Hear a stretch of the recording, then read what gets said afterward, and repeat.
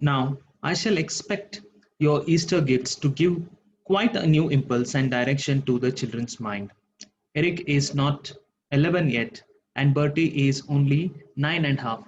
So they are really at a most impressionable age. Now, Eleanor is saying about the ages of her sons. Um, she expects the gifts of Harvey to give a new direction, a new thought should arise in the mind of the children, and the children are they are not adults; they are very young. Eric is not even 11, and Bertie is only 9.5. So they are at a very impressionable age. You know, the whatever the things they do, uh, they come across, they will have a lot of they will have a lasting impression on the young minds. That is the reason why Eleanor is so careful about the gifts, about the toys that her children are going to play with. There is a primitive instinct to be taken into consideration, you know, said Harvey doubtfully, and hereditary tendencies as well. One of their great uncles fought in the most intolerant fashion at Inkerman. He was specially mentioned in dispatches, I believe, and their great grandfather smashed all his Whig neighbors' hothouses when the Great Reform Bill was passed. Still, as you say, they are at an impressionable age. I will do my best. Now, when Elena tells about the toys she expects Harvey to buy, now her brother Harvey replies, there is primitive instinct to be taken into consideration, you know. So there is a primitive instinct that is in boys of fighting in wars. So that has to be taken into consideration, as well as hereditary tendencies. So the ancestors of Eric and Bertie had taken had taken part in the wars, and he cites example of two such ancestors. One of their great uncles fought in the most intolerant fashion at Inkerman. He was specially mentioned in dispatches. The first one is who is mentioned by Harvey is one of the great uncles of Eric and Bertie, and he fought at Inkerman. Inkerman is a um, place in Russia and Ukraine. It's actually a city in the Crimean Peninsula, and there is a right now there is a territorial dispute between Russia and Ukraine. So that is where this place is in common. And in this place, one of the great uncles had fought in the most intolerant fashion. In fact, in the messages, in the dispatches, his name was mentioned in the way he fought in that war. This is the first example. The second example that is cited is I believe that their great grandfather smashed all his Whig neighbors' hothouses when the Great Reform Bill was passed.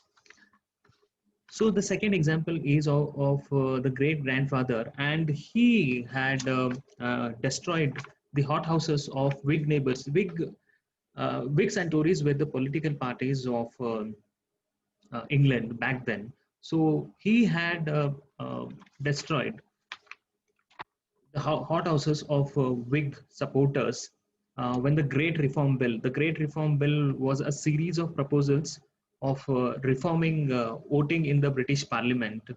And this reform bill actually tried to remove certain inequalities in representation.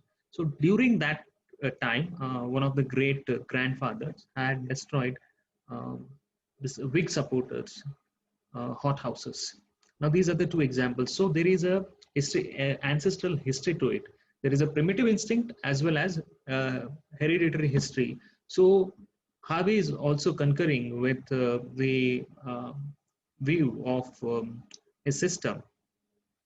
So that is the reason he says, you know, still, as you say, they are at an impressionable age. I will do my best. I totally agree with you that they are very young. They will get impressed by the things. So he wants to do his best. On Easter Saturday, Harvey Bope unpacked a large, promising red cardboard box under the expectant eyes of his nephews. Your uncle has brought you the newest thing in toys. Eleanor had said impressively, and the youthful anticipation had been anxiously divided between Albanian soldiery and Somalia camel corps. Eric was hotly in favor of the latter contingency. There would be there would be Arabs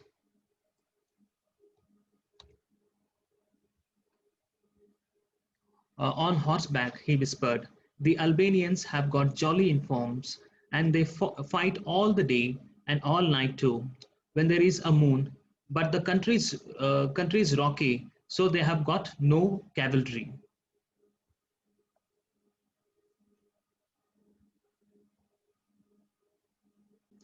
So, as it was decided that Harvey was going to present toys, peace toys, not the violent toys or these soldiers or any toys associated with war. So, on Easter Saturday, Harvey Bope actually unpacked a large uh, red cardboard box, and the nephews were expecting the toys. And Eleanor, the mother of Eric and Bertie, had impressively said, "Your uncle has brought you the newest thing in toys." And they were expecting, Bertie and Harvey were expecting. The youthful anticipation had been anxiously divided between Albanian soldiery and Somalia camel corps. So they were expecting, they anticipated. Um, the toys of Albanian soldiery. Albania is a country in Southeast Europe, and Somalia Camel Corps. Somalia Camel Corps was actually uh, an unit of British Army. Uh, Eric was hotly in favor of latter contingency. So Eric was expecting Somalia Camel Corps. There would be Arabs on horseback, he whispered. The Albanians have got jolly uniforms, and they fight all day and all night too, when there is moon. But the country is rocky, and they have got no cavalry. So Arabs actually fought on horseback. They had cavalry. But Albania, they had very good uniforms. They fought all the day, even during the night, as well as when there is moon. Even during the night, they fought. But the country did not have cavalry. Cavalry is a unit of soldiers which fights on horseback. But Albania did not have, because Albania was a rocky country, and in a rocky country, you cannot ride horses. So that is the reason they did not have any cavalry. The quantity of crinkly paper shavings, was the first thing that met the view when the lid was removed. The most exciting toys always began like that. Harvey pushed back the top layer and drew forth a square, rather featureless building. "It's a fort," exclaimed Bertie. So Harvey actually, started unboxing that cardboard box. There were a lot of papers, and then the lid of the cardboard box was removed, and then the most exciting toys always see the way we do unpacking. So he was unpacking the box and the cover and the red cover it had, and the Harvey actually started taking out the toy. The first thing that came out was something that was like square. It did not have any features, but it was a building. Bertie saw it and he immediately exclaimed, "It's a fort."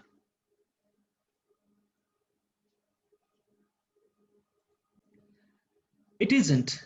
It's the Palace of Murt of Albania," said Eric, immensely proud of his knowledge of the exotic title. It's got no windows, you see, so the passers-by cannot fire in at the royal family. Now, immediately when Harvey unpacked the box, The first thing that came out was something of a square building, and Bertie thought it was a fort. Immediately Eric says that it is not fort; it is actually a palace of the Mupt of Albania. And Eric was very proud of his knowledge. See, now the ages of Eric and Bert are very young children. Eric is not even 11 and Bertie is 9.5. But in spite of that, they have so much knowledge about different countries, soldiers, their uniforms, where these countries are, or do they have cavalry, the kind of uniform, the name of the commanders. They have every knowledge of it. Now this knowledge actually makes nervous both Harvey and Eleanor. Eric is very proud of his knowledge. He says he refutes that the claim of Bertie that it is a fort. He says it's a palace of Albania. And in fact, he goes on to say that this building does not have any windows because they have done it on purpose, because the passersby should not be able to fire at the royal family. That is the reason there are no windows to this building. But look at what Harvey says. It's a municipal dustbin, said Harvey hurriedly. You see, all the refuse and litter of the town is collected there instead of lying about and injuring the health of the citizens. Bertie thought it was a fort. Eric thought it was a palace of Albania. But Harvey says, no, it is neither fort nor palace. In fact, it is a municipal dustbin. And it is used to collect the garbage so that it doesn't affect the health of the citizens. Now this answer definitely disappointed both Eric and Bertie, because they were expecting toys of like fort soldiers. Now these are the things they are expecting, something associated with war. But clearly, as we have seen, uh, in align with the national peace coordination's views, Eleanor and Harvey have made sure are making sure that such kinds of toys are not given to the young children. Harvey has given them a dustbin, a municipal dustbin. In a in an awful silence, he disinterred a little lead figure of a man in black clothes. Now, obviously, when Harvey said that it was a municipal dustbin, both Eric and Bertie were disappointed, and there was a silence. It was awful silence. In the middle of the silence, Harvey took out toy, a toy which was a toy of a man in black clothes. That, he said, is a distinguished civilian, John Stuart Mill. He is an authority on political economy. Why? Asked Bertie. Well, he wanted to be. He thought it was useful thing to be. Now, children are not interested in civilians or the great thinkers and politicians. They are all interested in the toys of war. So now this is very disappointing to them. Now the man in black, the toy which was of a man in black clothes, that Harvey said describes him as a distinguished civilian. His name is John Stuart Mill, who is an authority on political economy. Now, John Stuart Mill lived in 19th century. Now, he was a British philosopher, political economist, and civil servant. And he is one of the most influential thinkers in the history of liberalism. And he has widely contributed to political theory and political economy. So that is the reason why Harvey has given this toy. He wants uh, his nephews to know about political economy, the great thinker John Stuart Mill. But Eric and Bertie are not interested in John Stuart Mill. In fact, he asks why. Asked why was he is asking why you are given the story of John Stuart Mill. Well, he wanted to be. He thought it was useful to be. That is the uh, answer of Bertie.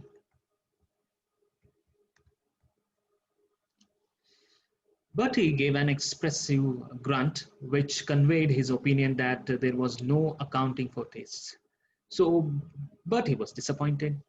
he gave an expressive grunt that shows he was not pleased, and obviously it conveyed that the tastes of the children were not taken into account while buying the toys. That is the reason children are disappointed. Another square building came out, this time with windows and chimneys. A model of Manchester branch of the Young Women's Christian Association, said Harvey.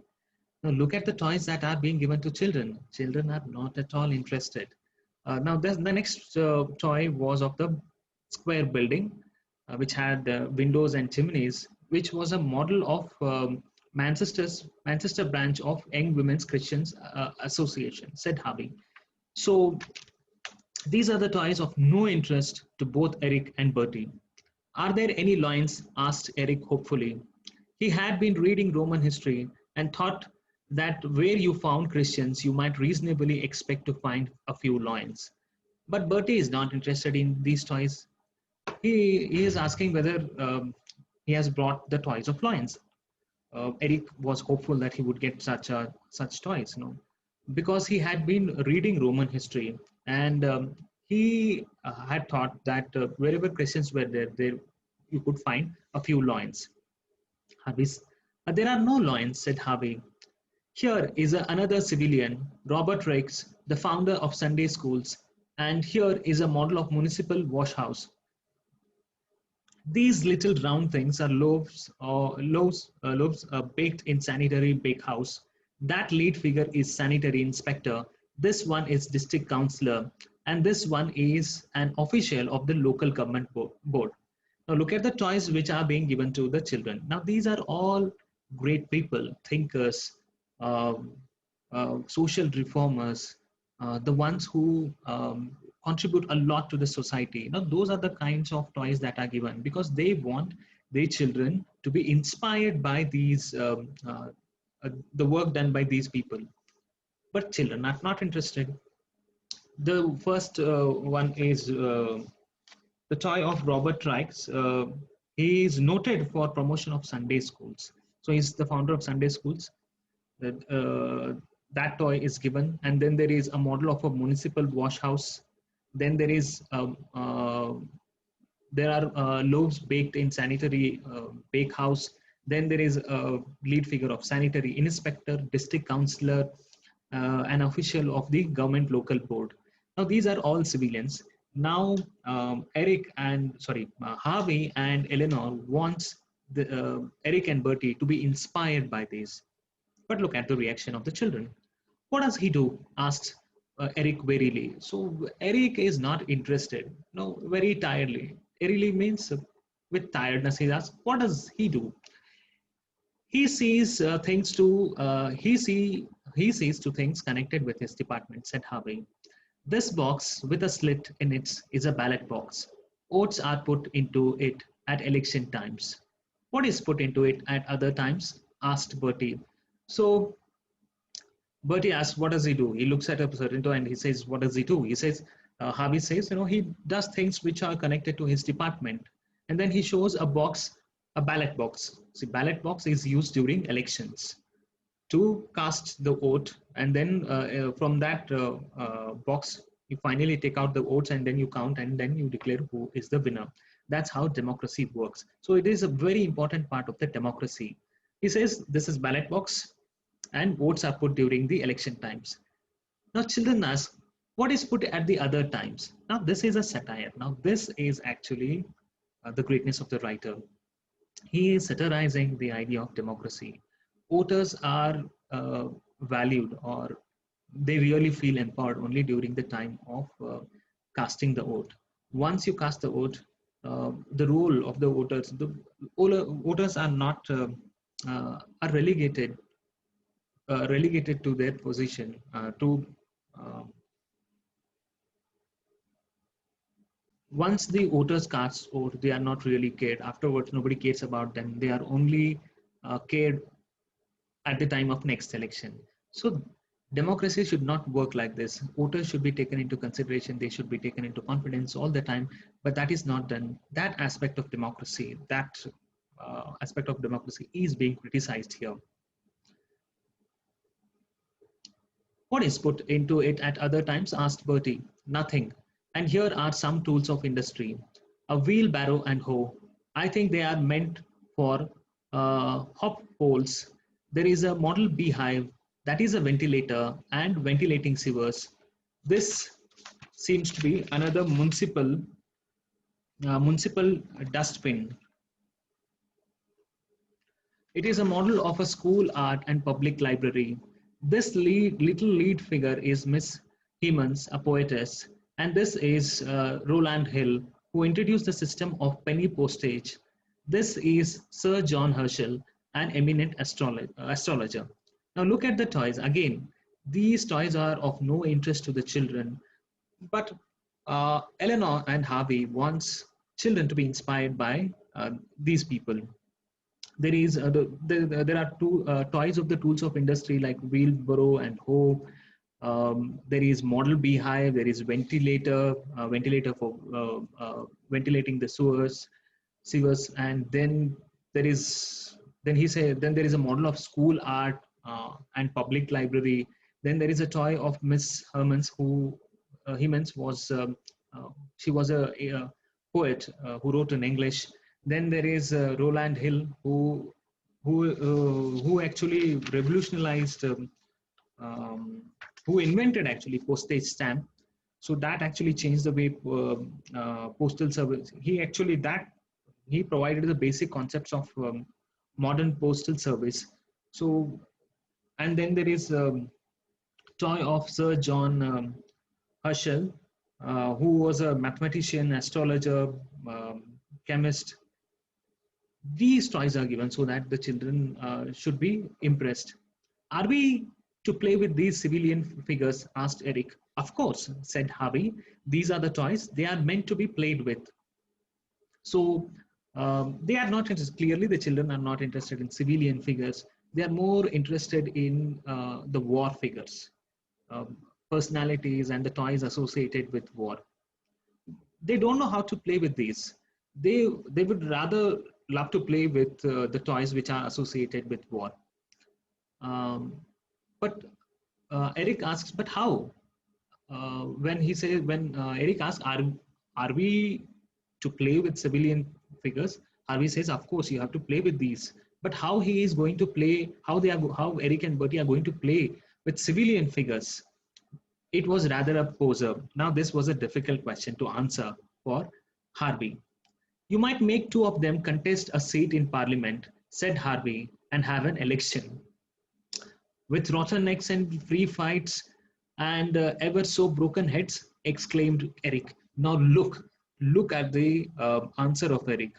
When they ask how they should play with civilian figures, Harvey finds it difficult to answer, but he answers. He says, you might take two of them and make them contest for the election and have an election.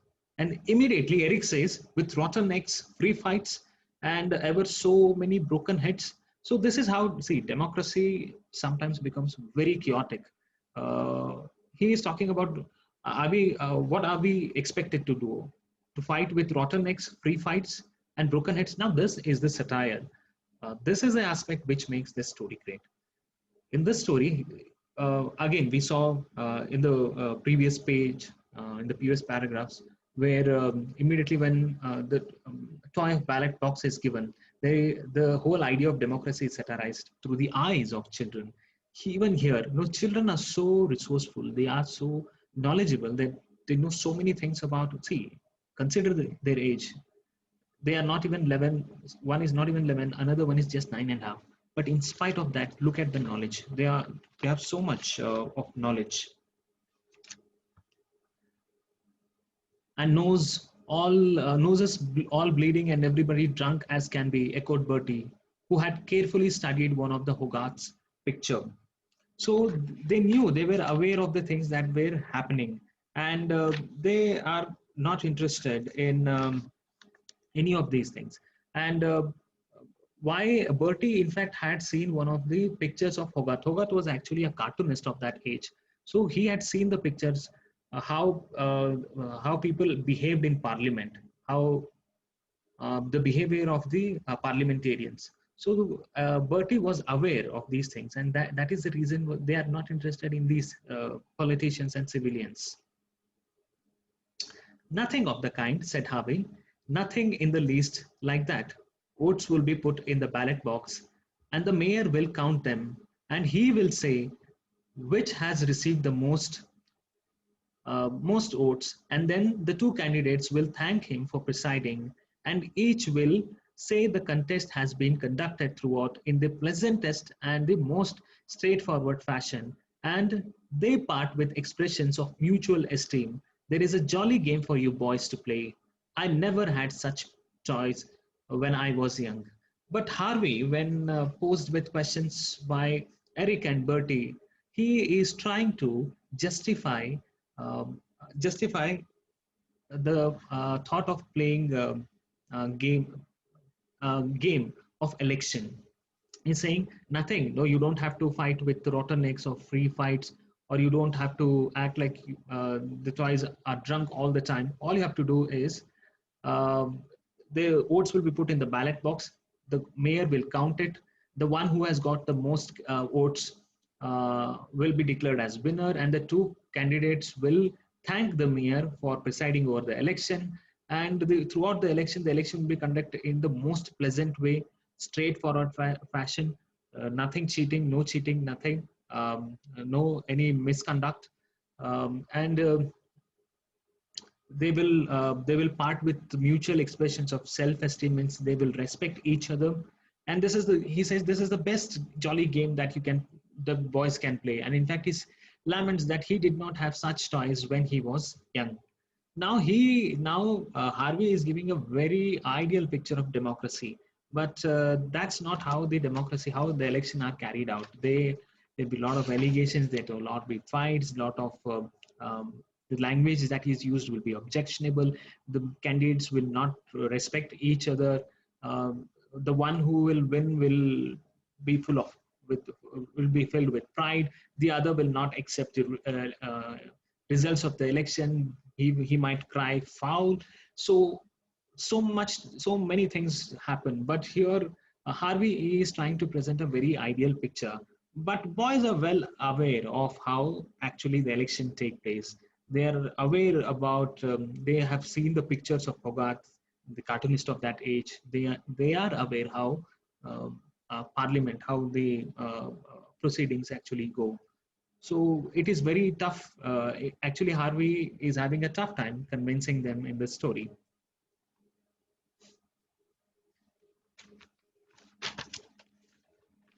I don't think. I don't think we'll play with them. Will them just now," said Eric, with an entire absence of enthusiasm that his uncle had shown. "I think perhaps we ought to do a little of our holiday task. It's history this time. We have got to learn up something about Bourbon period in France." Now, Eric says he is not interested right now to play with these toys because he was absolutely not enthused. He was not, this idea did not uh, uh, arise any interest in both the children. So Harvey failed uh, to excite the boys with respect to toys that he had given as presents. Uh, I think Eric says, I think we ought to do a little of our holiday task. So there is some kind of task that is given for them during the holidays. So they want to learn about history, something about Bourbon period in France. The So Eric wanted to know something about Bourbon period in France. The Bourbon period, said Harvey with some disapproval in his voice. So Harvey did not want the children to learn about Bourbon period, but the children wanted to know. We have got to know something about Louis the 14th, continued Eric. I have learned the names of all the principal battles already. Now he wants to know something about Louis the 14th. Um, Eric is interested in Louis the 14th, who was the king of France.